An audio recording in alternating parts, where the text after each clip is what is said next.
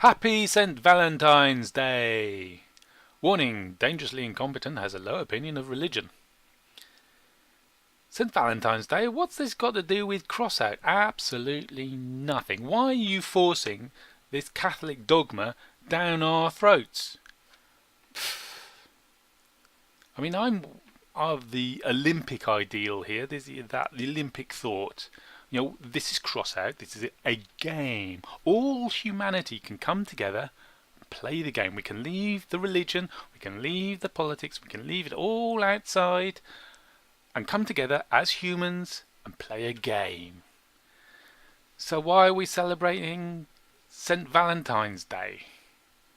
This Catholic dogma, and that's putting it politely. Rubbish, rubbish I say. Why don't we celebrate something that's more meaningful to more of us and less controversial? Let's have a look on this day in history. On this day in history, yeah.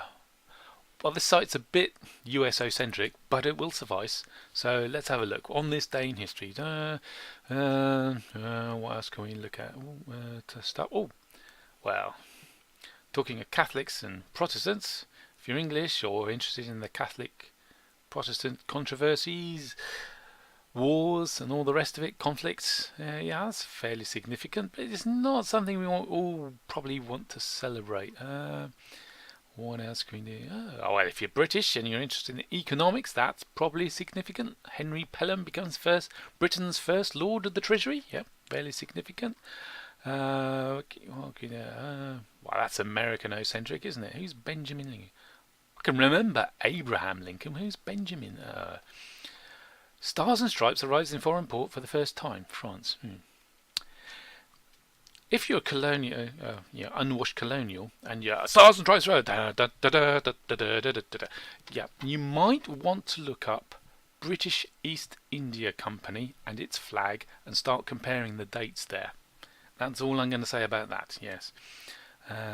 If you're British or Spanish, well, that's fairly significant. If you're in the US of A and you're a citizen there, this might be interesting. Chief Justice John Marshall, so he's a judge, that's right, isn't he? A judge, declares that any act of US Congress, they're democratically elected representatives of the citizens of the US. Have I got that right? It says that they can't do anything against what the unelected people who came up with the Constitution said or wanted. That seems like a black letter day for democracy.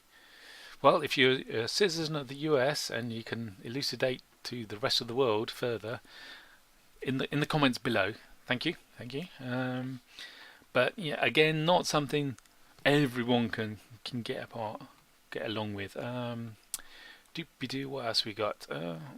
Sexual equality. Yep, that is that significant? I'm not sure. Is that horrendously significant? But he was a famous batting for the other side sort of a person. But I'd have to look that up. What else we got? Russia responds to international pressure to free Finland by tightening imperial control of the country. 1900.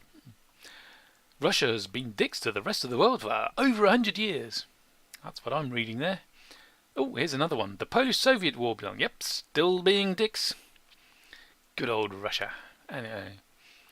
We're starting to get into... Bela Lugosi. He's dead, you know. Undead. I'll have his chips then. What else?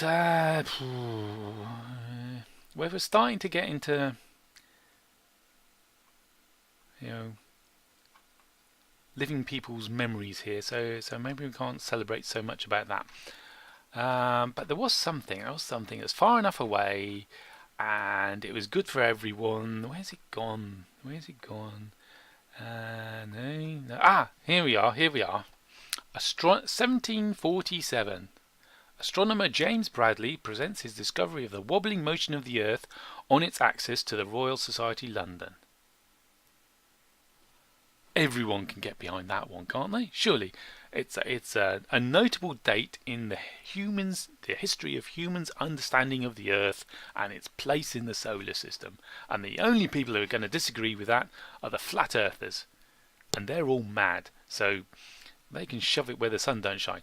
Let's do that. Let's celebrate today, 14th of February, in Crossout. Let's celebrate Wobbling Motion of the Earth Day. Huzzah!